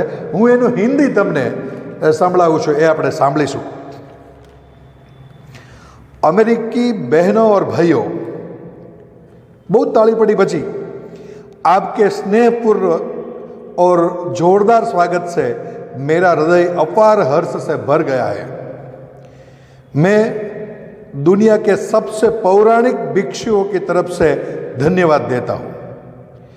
मैं आपको सभी धर्मों की जननी की तरफ से धन्यवाद देता हूँ और मैं दुनिया के सभी जाति संप्रदाय के लाखों करोड़ों हिंदुओं की तरफ से धन्यवाद देता हूँ। मेरा धन्यवाद उन वक्ताओं को भी है जिन्होंने इस मंच से यह कहा है कि दुनिया में सहनशीलता का विचार सुदूर पूर्व के देशों से फैला है। मुझे गर्व है कि मैं एक ऐसे धर्म से हूँ जिसने दुनिया को सहनशीलता और सार्वजनिक स्वीकृति का पाठ पढ़ाया है। हम सिर्फ सार्वभौमिक सहनशीलता में ही विश्वास नहीं रखते, बल्कि हम विश्व के सभी धर्मों को सत्य के रूप में स्वीकार करते हैं। मुझे गर्व है कि मैं ऐसे देश से हूँ जिसने इस धरती के सभी देशों के सताए गए लोगों को शरण दी है। मुझे यह बताते हुए गर्व हो रहा है कि हमने अपने हृदय में उन इजरायलियों की शुद्धतम स्मृतियां बचाकर रखी है जिनके मंदिरों को रोमनों ने तोड़ तोड़ कर खंडहर बना दिया और तब उन्होंने दक्षिण भारत में शरण ली। मुझे इस बात का गर्व है कि मैं एक ऐसे धर्म से हूँ जिसने महान पारसी देश के अवशेषों को शरण दी और अभी भी उसे बढ़ावा दे रहा है। भाइयों, मैं आपको एक श्लोक की कुछ पंक्तियां सुनाना चाहूँगा। जैसे मैंने बचपन में स्मरण किया और दोहराया है और जो रोज करोड़ों व्यक्तियों द्वारा दोहराया जाता है, वो श्लोक का हिंदी है। जिस तरह विभिन्न धाराओं की उत्पत्ति विभिन्न स्रोतों से होती है, उसी प्रकार मनुष्य अपनी इच्छा के अनुरूप अलग अलग मार्ग चुनता है। वो देखने में भले ही सीधे साधे या टेढ़े मेढ़े लग रहे, पर सभी भगवान की ओर ही जाता है। वर्तमान सम्मेलन जो आज तक की सर्वोच्च प्रसिद्ध सभाओं में से है, स्वयं में ये गीता में बताए गए एक सिद्धांत का प्रमाण है। जो भी मुझ तक आता है, चाहे किसी भी रूप में, उस तक मैं पहुंचता हूं। सभी मनुष्य विभिन्न मार्गों पे संघर्ष कर रहे हैं, उसका अंत मुझ में है। सांप्रदायिकता, कट्टरता और उसके भयानक वंशज हठधर्मिता लंबे समय से पृथ्वी के अपने शिकंजे में जकड़े हुए हैं। इन्होंने पृथ्वी को हिंसा से भर दिया है। कितनी बार ये धरती खून से लाल हुई है, कितनी ही सभ्यताओं का विनाश हुआ है और कितने देश नष्ट हुए हैं। अगर ये भयानक राक्षस नहीं होते तो आज मानव समाज कहीं ज़्यादा उन्नत होता, लेकिन अब उनका समय पूरा हो चुका है। मुझे पूरी उम्मीद है कि आज ये सम्मेलन का शंखनाद सभी हठधर्मिता, हर तरह का क्लेश, चाहे वो तलवार से हो या कलम से, और हर एक मनुष्य जो कि एक ही लक्ष्य की तरफ बढ़ रहा है, ये बीच की दुर्भावनाओं का विनाश करेगा। भारत माता की जय। आओ સુંદર 3 મિનિટ 15 સેકન્ડનું ભાષણ એમણે જે આપ્યું, એના પછી પણ એટલા જ તાળીઓના ગડગડાટ થયા। આમાં એમણે શું કીધું છે આપણે સમજી શક્યા કે દુનિયાના બધા જ ધર્મો શ્રેષ્ઠ છે એવું માનીએ છીએ, અમે બધાનો સ્વીકાર કરીએ છીએ। વિશ્વ બંધુત્વની ભાવના આ ધર્મના પાયામાં છે। દરેક વિચારોને પણ અમે સ્વીકૃત કરીએ છીએ। અમને દરેક દિશાઓમાંથી સુંદર વિચાર પ્રાપ્ત થતા હો, આ અમારી વેદની રૂચા છે. એટલે આ એણે ત્યાં ખૂબ સરસ રીતે સમજાયું. પણ આ જે તાળીઓ પડી એનું કારણ કે ત્યાં ભાઈ બહેનના સંબંધ નથી, વ્યક્તિગત ચારિત્ર એ ઉત્તમ પ્રકારનું નથી ત્યાં, જે આપણે અહીંયા છે. પણ એમાં પણ પ્રશ્ન ઊભો થવા માંડ્યો છે, એ આપણા માટે ખતરાની ઘંટી છે. આ પ્રવચનનો ત્યાંના દૈનિક સમાચાર પત્રોની હેડલાઇન બનવા માંડી. તો ત્યાંના જે સરકારે એક બેનને નિયુક્ત કર્યા કે તમારે આમના વધુ પ્રવચનો ગોઠવવાના, એરેન્જ કરવાના, એ પ્રવચનો રાખવાના, પ્રવચનોનું ડોક્યુમેન્ટેશન કરવાનું, ભવિષ્યમાં બહુ જ ઉપયોગી થવાના છે. એ બેન એમની સાથે જ રહેતા હતા, ખૂબ સારા હતા, સાત્વિક હતા. અને એક વખત એ બેન સાથે એ સાંજે એક હોટલમાં જમવા જતા હતા. તો એ હોટલની બહાર લખ્યું હતું, નિગ્રો ઇઝ નોટ એલાઉડ. નિગ્રો આ રેસ્ટોરન્ટમાં એલાઉડ નથી. અને એ જે ચોકીદાર હતો ને એણે કીધું ભાઈ તમે નહીં, કારણ કે એમ સમજો કે આ સ્વામી વિવેકાનંદ નિગ્રો છે. પછી સ્વામી વિવેકાનંદ બહાર નીકળી ગયેલા, બેન પણ એની સાથે, એટલે ત્યાં બહાર જ હતા અને બહારથી પાછા વળી ગયા. બેન પણ એમની સાથે પડ્યા. એ કે પણ તમારે કેવું જોઈએ ને, તમે નિગ્રો નથી, તમે રેડિનેન્ટ છો, તમારે તો કંઈક કહેવા. પણ કે હું એવું કહું કે હું નિગ્રો નથી, મને જવા દો, એનો અર્થ એ થયો કે હું નિગ્રો કરતાં ઊંચો છું એવું માનું છું. અને હું જ્યારે હું કહું છું કે જાતિ, ધર્મ, સંપ્રદાય એ કોઈ ભેદ નહીં રાખવો જોઈએ, એવું જ્યારે હું કહું છું, તો મારી કહેણી અને કથની બે જુદી તો ન જ હોવી જોઈએ ને. નિગ્રો, હું મારી જાતને નિગ્રો અનુભવ કરું છું. એ કે હું નિગ્રો છું એવું માનું છું, કારણ કે હું એના પ્રત્યે બંધુભાવ રાખું છું. તો બેન કે ના, તમારી વાત સાચી છે, ચાલો આપણે બીજે જમ્યા. એટલે દરેક વ્યક્તિ સરખા છે, દરેક ધર્મ સરખા છે, એવું એમણે એમના કર્મથી બતાવ્યું છે, એના વ્યવહારથી પણ બતાવ્યું છે. આ બેન એને રહેવા જમવાની બધી વ્યવસ્થા કરતા હતા. અને એક વખત બેને એવું કીધું રાત્રે કે તમે મારે ત્યાં ભોજન માટે આવો ને. અને પછી જુદા જુદા દેશોમાં પણ ફરવાના હતા આજે વિવેકાનંદજી. એટલે બીજે દિવસે જ્યારે એને ત્યાંથી જાપાન જવાનું હતું, તો એમણે કીધું કે હવે કાલે હું જવાનો છું. તો બેન કે તો હવે મારે ત્યાં ભોજન લીધા વગર તમે નહીં જતા, આજે મારે ત્યાં ભોજન રાખવું. બેનને આટલા દિવસોથી બેન એને ખૂબ એને એ બધી સાર સંભાળ રાખી હતી. એટલે કે હા બેન ચોક્કસ ચાલો. અને એના ઘરે જમ્યા પછી બેઠા. બેન એમનાથી ખૂબ પ્રભાવિત થયા. બેન કેવા હતા ખબર છે? બેન ત્યાંની કલેક્ટર કક્ષા, જેમ આપણે કહીએ ને એવા પ્રકારના, એ આઈએએસ કહેવાય એવા પ્રકારની કેડરના હતા ત્યાં. એટલે બૌદ્ધિક જબરજસ્ત.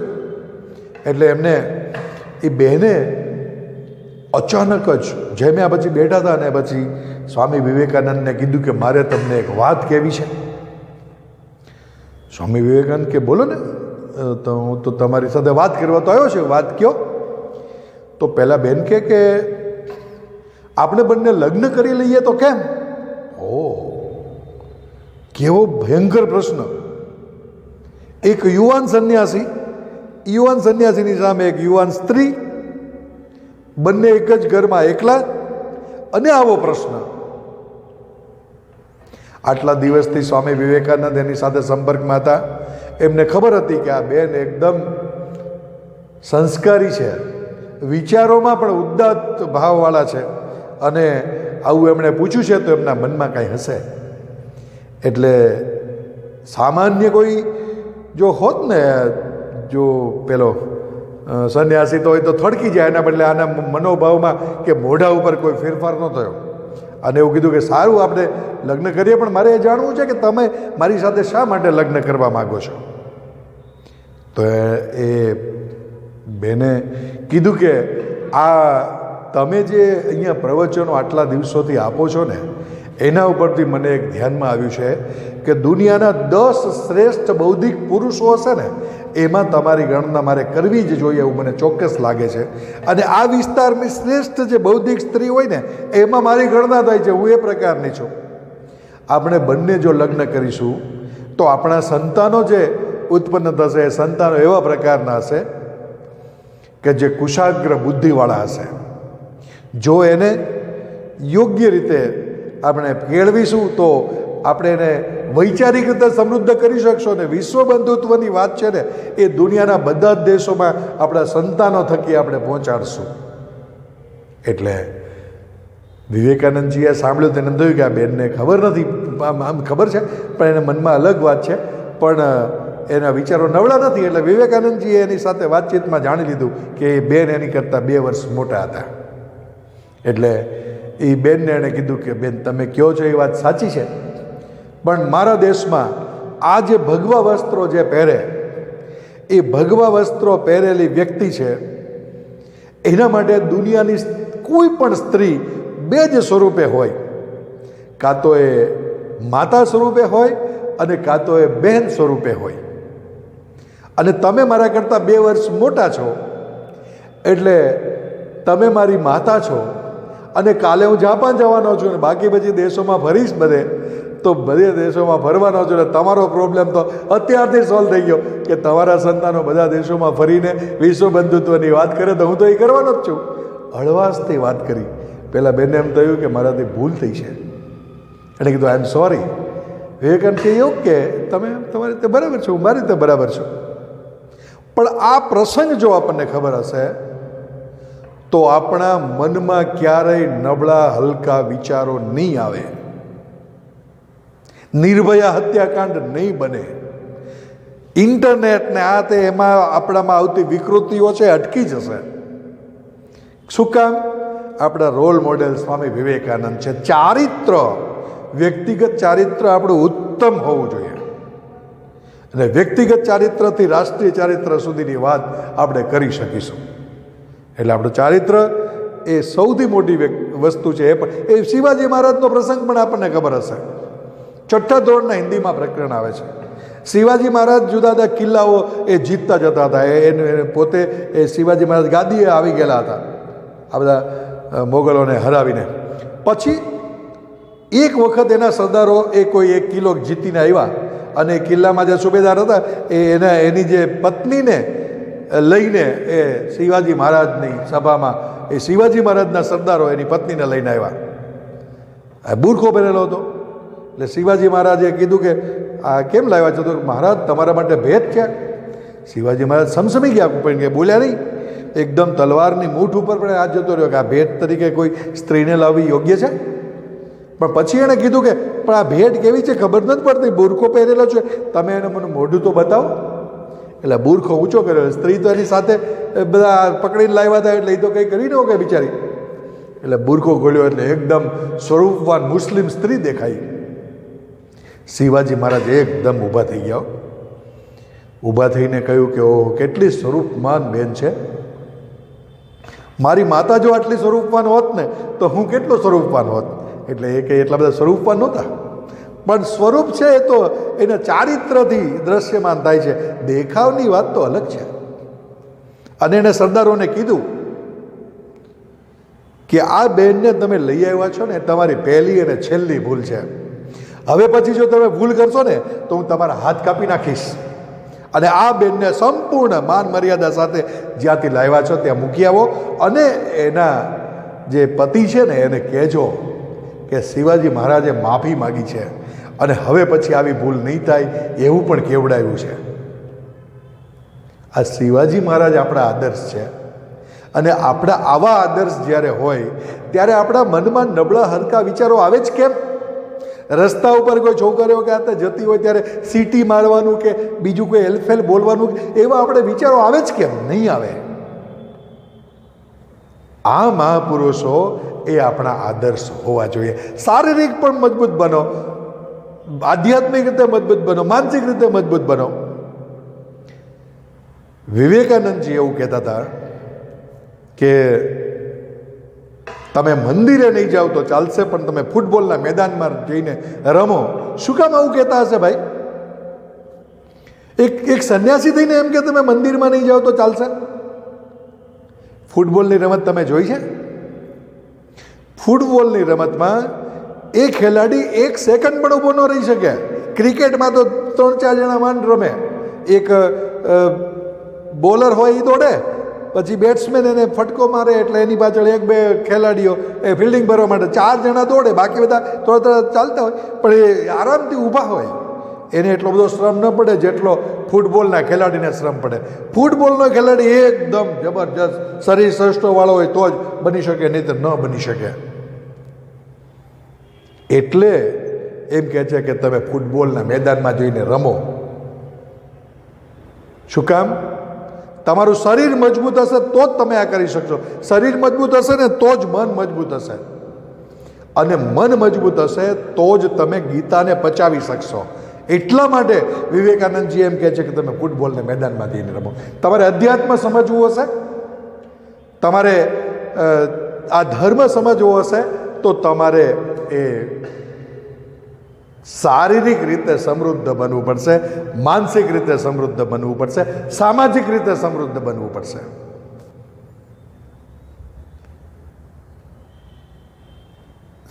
If wealth is lost nothing is lost, એવું કહેવાય છે ને કે તમે પૈસા ગુમાવો છો કાંઈ ગુમાવતા નથી, સંપત્તિ ગુમાવો છો કાંઈ ગુમાવતા નથી.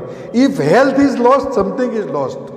જો તમે આરોગ્ય ગુમાવો છો, તમારી શારીરિક સંપત્તિ ગુમાવો છો, તો તમે થોડું ગુમાવો છો, પણ તમે if character is lost then everything is lost. જો તમે ચારિત્ર ગુમાવો છો તો તમે બધું જ ગુમાવો છો. તમારું ચારિત્ર ઉત્તમ પ્રકારનું હોવું જોઈએ. અને ચારિત્ર ઉત્તમ પ્રકારનું ક્યારે હોય? કે જ્યારે સ્વામી વિવેકાનંદ આપણા આદર્શ હોય ત્યારે. એટલે આપણે આપણી દિશા યોગ્ય કરીએ અને આપણું ચારિત્ર એ ઉત્તમ પ્રકારનું બનાવીએ. છેલ્લે એક પ્રસંગ કહીને મારી વાત પૂરી કરું. ત્યાંથી એ જાપાન ગયા, તો જાપાનમાં તો ઘણા બધા પ્રસંગો છે. હું બધા પ્રસંગો અત્યારે સમય થોડો થઈ ગયો છે એટલે હું નહીં કહું.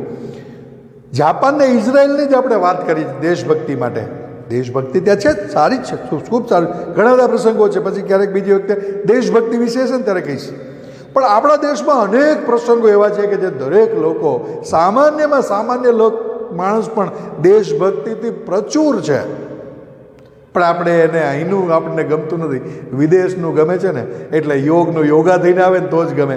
આવા પ્રકારની માનસિકતા છે ને એટલે નથી આપણને ખબર કે આપણા દેશમાં આપણી બાજુમાં જ રહેતો એક સાવ સામાન્ય માણસ એ દેશભક્તિની પ્રચુર માત્રામાં એની જે ગુણ છે ધરાવે છે, આપણને ખબર નથી હોતું. જાપાનની અંદર એક જગ્યાએથી બીજી જગ્યાએ એમને જવાનું હતું. એ એવા પ્રકારનો ઝોન હતો કે જે ઝોનમાં વાહનો ન ચાલે, એમાં ગાડું, ઘોડાગાડી એવું બધું જ ચાલે. જે પેટ્રોલથી ચાલતા હોય તો ખૂબ મોટો વિસ્તાર, એટલે રન થોડોક લાંબો હતો, એટલે ઘોડાગાડીમાં બેઠા. સામાન્ય રીતે ટ્રેનમાં કે એમાં બેસે ને ત્યારે વાંચતા જ હોય.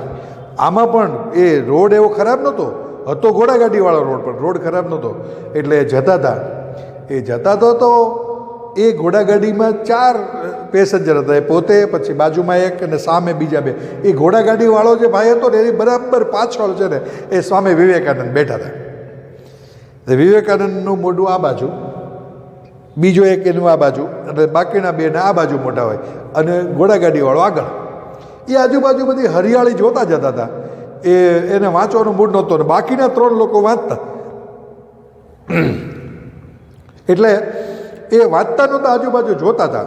થોડોક રન લાંબો હતો એટલે ઘોડાગાડી ઊભી નહોતી રહી. વિવેકાનંદજીને જ્યાં જાય ને તેની ભાષા શીખવા માટે પ્રયત્ન કરે. એમને 7 ભાષા આવડતી હતી, જાપાનીઝ પણ તૂટક તૂટક આવડતી હતી. ને ઘણી વખત આપણે કોઈ વિચારમાં હોઈએ ને ત્યારે આપણે કંઈક બોલીએ ખરા, એવું બોલીએ કે જેના કારણે એમાં સ્વગત આમ જેને બડબડતા હોય ને એવી રીતે. એટલે થોડુંક આગળ ગયું ને તેને ભૂખ લાગી, પણ હવે ઘોડાગાડી ઊભી નહોતી રહેતી, કોઈ રસ્તામાં કોઈ સ્ટેશન આવતું નહોતું, કોઈ ગામ આવતું નહોતું. એટલે પછી તે શું કરે, એટલે એ કે આ કેવા પ્રકારનો દેશ છે કે ખાવા પીવાનું કાંઈ મળતું નથી, એવું એ સ્વગત જ બોલ્યા. એમાં બડબડ્યા ને એવું કહીએ તો ચાલે, જાપાનીઝમાં તૂટક તૂટક. પણ આ આગળ ઘોડાગાડીવાળો હતો ને એ સાંભળી ગયો. તો ઘોડાગાડીવાળો સાંભળી ગયો એટલે ઘોડાગાડીવાળો ઊભો રહી ગયો. થોડીક આગળ જઈને ઘોડાગાડી ઊભી રાખી, બાજુના ખેતરમાં ગયો. ખેતરમાં જઈને એક નાની સફરજનની ટોપલી લઈ આવ્યો, જેમાં 5 સફરજન હતા. એ સફરજનની ટોપલી લાવીને સ્વામીજીને આપ્યા. એ કે લ્યો સ્વામીજી આ સફરજન તમે રાખો અને ખાઓ સફરજન. તો સ્વામીજી કે મેં તારી પાસે ક્યાં ભાઈ સફરજન મંગાવ્યા છે, તું કેમ લાવ્યો? તો કે તમે હમણાં કીધું ને કે આ કેવા પ્રકારનો દેશ છે કે જ્યાં ખાવા પીવાનું મળતું નથી. મારા દેશ વિશે કોઈ સેજ પણ ઘસાતું બોલે ને તો હું સાંભળવા તૈયાર નથી. એક સામાન્ય ઘોડાગાડીવાળાની કેવી અસામાન્ય વાત! આ સાંભળીને એકદમ સ્વામી વિવેકાનંદ રડવા માંડ્યા. એને આંખમાંથી આંસુની ધાર થઈ ગઈ. તો પેલો ઘોડાગાડીવાળો કે સ્વામીજી મેં તમને કંઈ ન ગમે એવું કીધું? મને કંઈ તમને દુઃખ લાગ્યું એવું કીધું? સોરી એવું લાગ્યું હોય તો તમને, પણ મેં મારા દેશ માટે થઈને કીધું છે. તો કે નહીં, તે એવું સરસ કીધું છે કે મને ખૂબ ગમ્યું છે.